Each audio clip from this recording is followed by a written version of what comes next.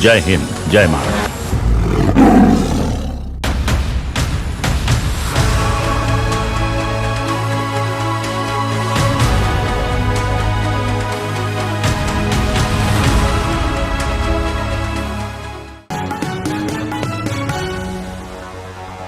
हिंदू हृदय सम्राट स्वर्गीय बाळासाहेब ठाकरे यांचे विचार अंगी भिनलेल्या नांदेड जिल्ह्यातील तरोड्यातील एका सामान्य कुटुंबात जन्मलेल्या बाळासाहेब देशमुख तरोडेकर यांनी शिवसेनेचा भगवा खांद्यावर घेऊन 80% समाजकारण आणि 20% राजकारण या धोरणाचा अवलंब करत शिवसेनेसाठी स्वतःला झोकून दिले। शिवसेना पक्षप्रमुख उद्धव बाळासाहेब ठाकरे यांच्या आदेशाने अगदी तारुण्यात अनेक आंदोलनात सहभाग देखील त्यांनी नोंदवला। प्रसंगी रस्त्यावर उतरून सर्वसामान्यांच्या प्रश्नांसाठी आंदोलन करणाऱ्या बाळासाहेब देशमुख यांच्यावर अनेक गुन्हे दाखल झाले, तरीही निष्ठावंत शिवसैनिक असलेलं हे व्यक्तिमत्व कधीच डगमगलं नाही। नमस्कार, देशोन्नतीमध्ये मी स्वप्नील दुधारे आपलं स्वागत करतोय। आज आपण आलो होतो मराठवाड्यातील नांदेड जिल्ह्यामध्ये। विशेष म्हणजे बाळासाहेब ठाकरे यांनी आतापर्यंत खरंच कार्य करत असताना आपण पाहिले की मुंबईसारख्या ठिकाणी त्यांनी बऱ्याचशा शाखा ओपन केल्या। शाखाच्या माध्यमातून लोक बाळासाहेब ठाकरेंपर्यंत तक्रारी घेऊन जायच्या आणि तीच परंपरा महाराष्ट्रामध्ये देखील लागू झाली आणि शेवटी महाराष्ट्रातील या नांदेडमध्ये देखील अशाच पद्धतीने या ठिकाणी नागरिक कुठलीही तक्रार असो ते म्हणजे आपल्या जिल्हाप्रमुख, उपजिल्हाप्रमुख किंवा शिवसेनेच्या एखाद्या नेत्यापर्यंत घेऊन जातात आणि ती तक्रार सोडवल्या जाते।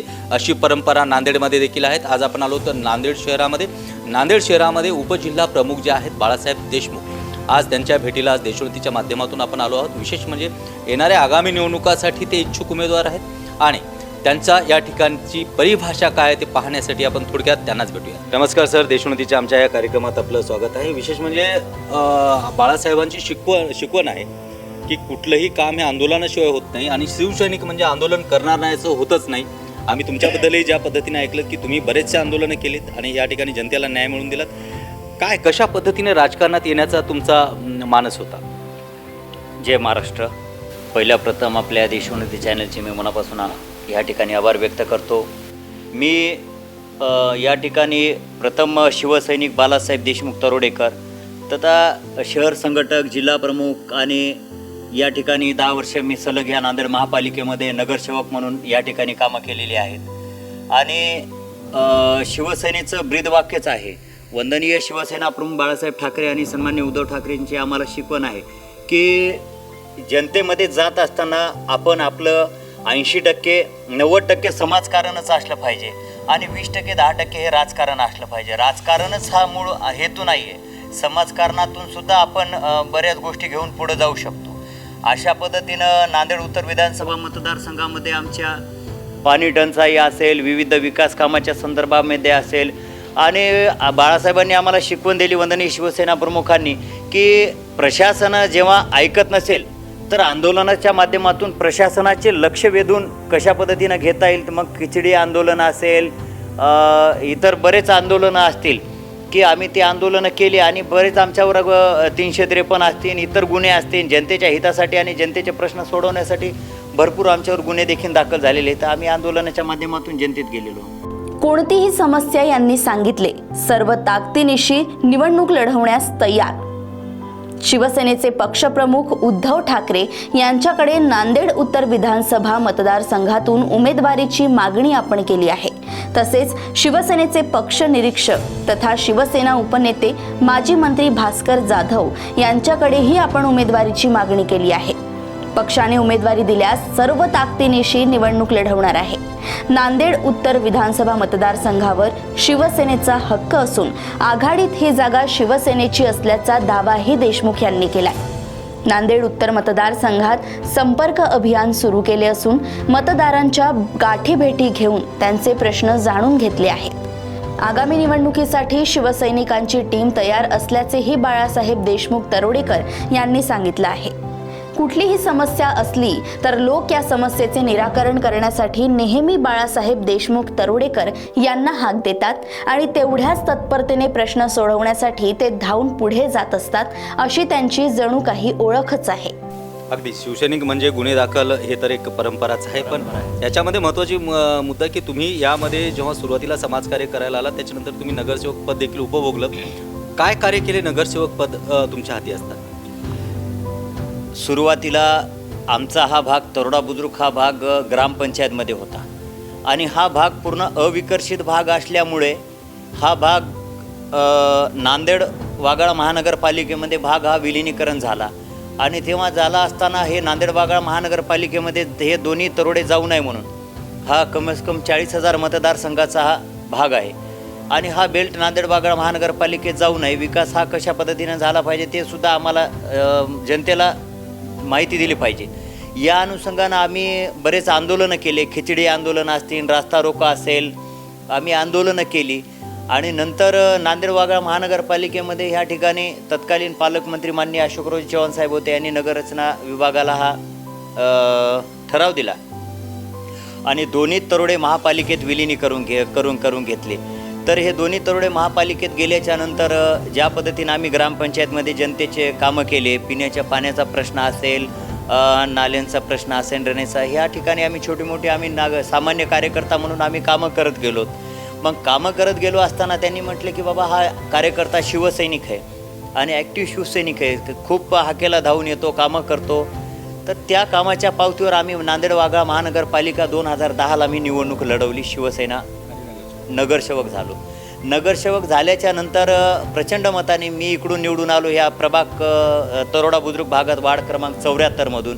माझे तत्कालीन सहकारी उमेशजी मुंडे हे तरोडा खुर्दमधून निवडून आले आणि या ठिकाणी शिवसेनेच्या विजयाची आम्ही घोडदौड चालू झाली आमच्या विजयापासून. का तर आम्ही पोटनिवडणुकीत निवडून आलोत ना दोन्ही तरोडे महानगरपालिकेत गेल्याच्या नंतर. मग या ठिकाणी आमचे शिवसेना संपर्क प्रमुख होते बबनरावजी थोरासाहेब, आजसुद्धा आहे ते. त्यांचं नियोजन, त्यांचं मार्गदर्शन आणि त्यांच्या बबनराव थोरात यांच्या नियोजनाखाली नांदेड वाघाळा महानगरपालिकेची निवडणूक लागली आणि निवडणूक लागल्याच्या नंतर आम्ही 2 नगरसेवक निवडून आलो होतो. 2चे शिवसेना संपर्क प्रमुख यांच्या मार्गदर्शनाखाली आम्ही कामाचा झपाटा लावला आम्ही.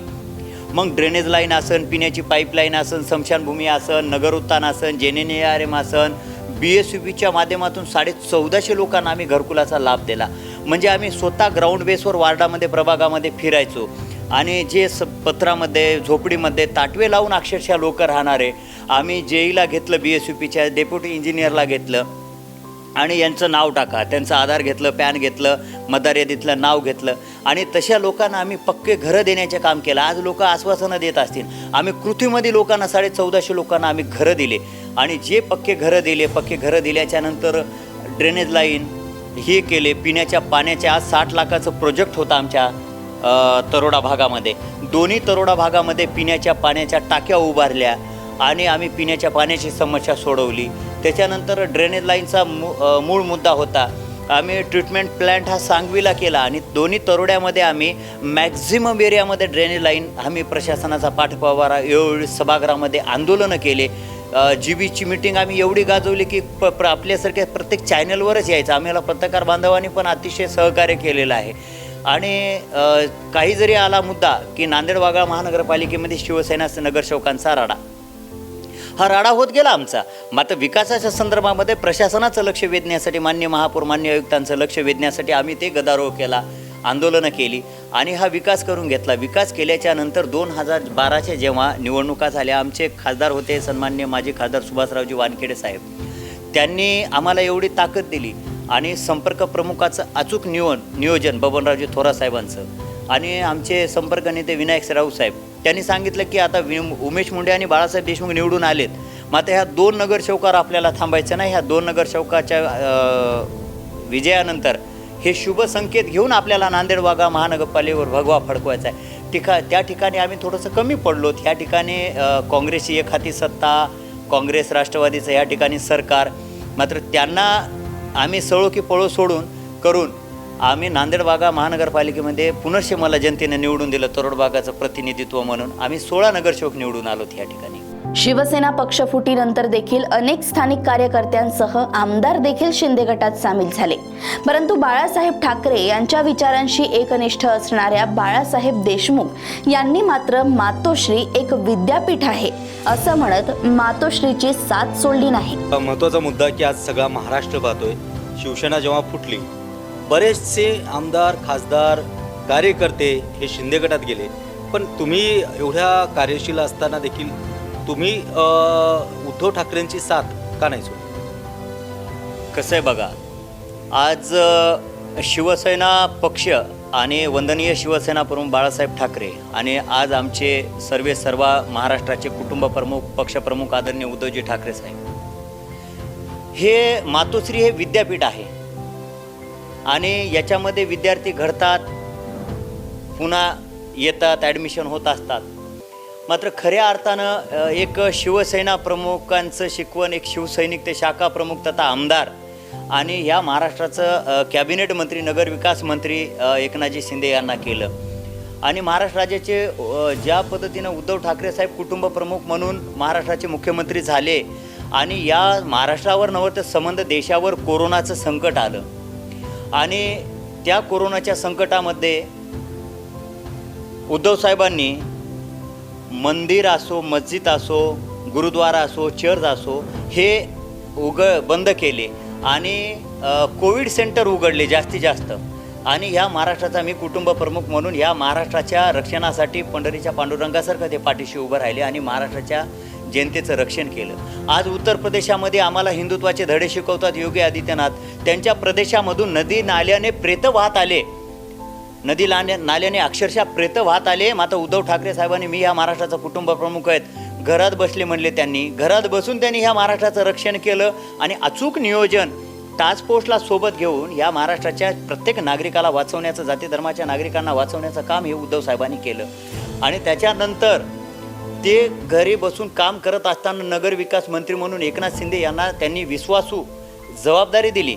मात्र त्यांनी उद्धवजींच्या पाठीत खंजीर खुपसण्याचं काम केलं आणि 40 गद्दार सोबत घेऊन हे सुरतला गेले आणि गुवाहाटी वाटे सुरतला गेले आणि त्यांनी उद्धव साहेबांशी गद्दारी केली. महाराष्ट्रातल्या 18 पकड जातीच्या मतदारसंघासोबत, जाती धर्माच्या मतदारसंघासोबत त्यांनी लोकशाहीसोबत गद्दारी केली. अगदी हा महत्त्वाचा मुद्दा आहे.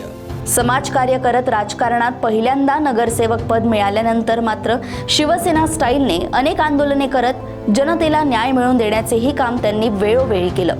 त्यामुळेच त्यांना जनता आता पसंती देत असून नांदेड उत्तर विधानसभा मतदारसंघासाठी ते सध्या इच्छुक उमेदवार आहेत. देशोन्नतीशी बोलताना पुढील 5 वर्षाचा आराखडा देखील त्यांनी सांगितला आहे. अगदी महत्त्वाचा मुद्दा आहे की आता तुम्ही नगरसेवक होतात, जनतेमध्ये गेलात, आंदोलनं केलात, ह्या सगळ्या गोष्टी करत असताना आता आमदारच्या तुम्ही या ठिकाणी रेसमध्ये आहात. पण आमदार जेव्हा आपण आमदारकीसाठी उभा राहतो तेव्हा आपण पुढच्या 5 वर्षाचा प्लॅन करतोय. काय तुमचा प्लॅन आहे या संदर्भात? निश्चितच गेल्या 2019च्या विधानसभा मतदारसंघामध्ये नांदेड उत्तर विधानसभा मतदारसंघामध्ये नांदेड उत्तर विधानसभा मतदारसंघ 86 या ठिकाणी तत्कालीन आमचे सहकारी आमदार यांना शिवसेना पक्षाकडून उद्धवजींनी उमेदवारी दिली आणि त्यांचाच मी स्टार प्रचारक होतो. नांदेड उत्तर विधानसभा मतदारसंघ 86 हा स्टार प्रचारक मी होतो आणि आम्ही सकाळी 5 गावं, संध्याकाळी 5 गावं आणि शहरामध्ये 10 वर्ष मी नगरसेवक असल्या कारणामुळे ते नगरसेवक होते. त्यांना जनतेमध्ये घेऊन गेलो होतो आम्ही आणि शिवसेनेची भूमिका, उद्धवजींचे विचार, वंदनीय शिवसेना प्रमुखांचे विचार आणि आमच्या ज्या पद्धतीनं ग्राउंड बेस, आम्ही फार वफो करत नाही. आम्ही छोट्या छोट्या प्रश्नावर शिवसैनिकच धावून जातो आणि आम्हाला दिवस नाही रात्र नाही अशा पद्धतीनं आम्ही काम करतो. मात्र ज्या पद्धतीने यांनी गद्दारी केली उद्धवजीसोबत आणि यांनी संबंध महाराष्ट्राच्या जनतेसोबत गद्दारी केली, तर नांदेड उत्तर विधानसभा मतदारसंघामध्ये एक निष्ठावंत शिवसैनिक उद्धव साहेबांचा पाईक आणि या ठिकाणी माझी नगरसेवक जिल्हाप्रमुख म्हणून निश्चितच माझी पक्षाकडे विनंती ही राहणारच आहे. आणि नांदेड उत्तर विधानसभा मतदारसंघावर उद्धवजींनी आणि आदित्य साहेबांनी आम्हाला जर आदेश दिले तर 100% आम्ही उद्धवजींच्या विचाराचा, वंदनीय शिवसेना प्रमुखांच्या विचाराचा आणि एकनिष्ठेचा या ठिकाणी आम्ही भगवा फडकू, याच्यामध्ये काही दुमत नाही. अगदी महत्त्वाचा मुद्दा की या ठिकाणी जर ह्या निवडणुकीमध्ये निवडून आले तर जनतेचा या ठिकाणी जनतेची विकास कामं किंवा या परिसराची विकास कामं या ठिकाणी करण्यात येतील असं बाळासाहेब देशमुख यांनी देशोन्नतीला बोलताना सांगितलं. विशेष म्हणजे बाळासाहेब देशमुख यांना पुढील कार्यासाठी देशोन्नतीच्या माध्यमातून हार्दिक शुभेच्छा. धन्यवाद. ठळक घडामोडींसाठी देशोन्नती न्यूज चॅनलला सबस्क्राईब करा आणि बेल आयकॉन प्रेस करा. मुंबई, पुणे, नागपूर, मराठवाडा असो का विदर्भ, राजकीय, सामाजिक, शैक्षणिक क्षेत्र असो का क्रीडा, सर्वच घडामोडीचे विश्लेषण पाहायला विसरू नका. फक्त देशोन्नती न्यूजवर.